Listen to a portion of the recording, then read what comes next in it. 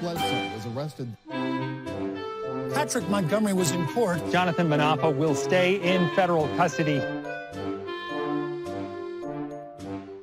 No, I don't take responsibility at all.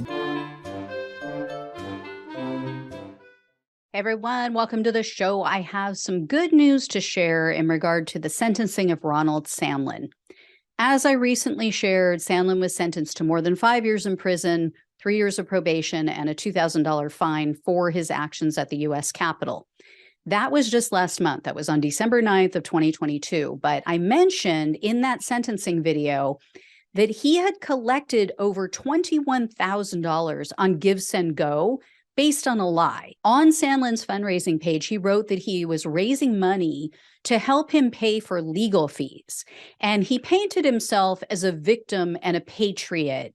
And he said he was like being railroaded. He was being targeted because of his political beliefs, because of the color of his skin.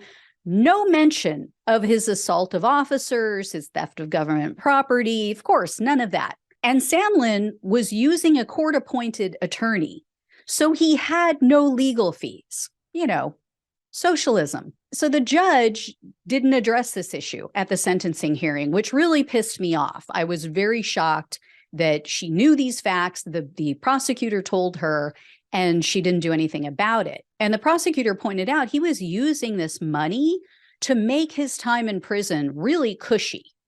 Out of the more than $21,000 that he collected, Sandlin had spent $14,000 on perks and food, basically. He was spending his days watching Netflix. He was making phone calls. He was exchanging messages with friends and family. Apparently, you have to pay for all of this. So you get a tablet. You're given a prison tablet, and then you have access to all of this stuff. And then he also was using money to buy snacks for himself, for other January 6 inmates. And as the prosecutor noted, taxpayers were covering the costs of his incarceration on top of the costs of his attorney. When Sandlin had the money to pay for some of these costs himself.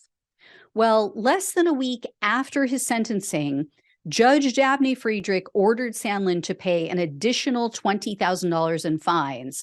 And she wrote in her ruling, quote, "He has no legal fees to speak of, given that he has enjoyed the services of a court-appointed attorney since day one of this case, and thus his donation campaign appears to be based on false pretenses."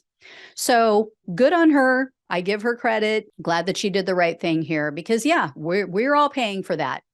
We're all paying for his attorney's fees, for his time in prison, and he's just enjoying it. It's like an extended vacation for this guy, who also, by the way, owes, as I understand it, $500,000 in back taxes. Anyway, guys, thanks so much for watching and listening. If I hear any more, I'll let you know. Please like, share, and subscribe. Please donate. Please become a monthly supporter if you possibly can.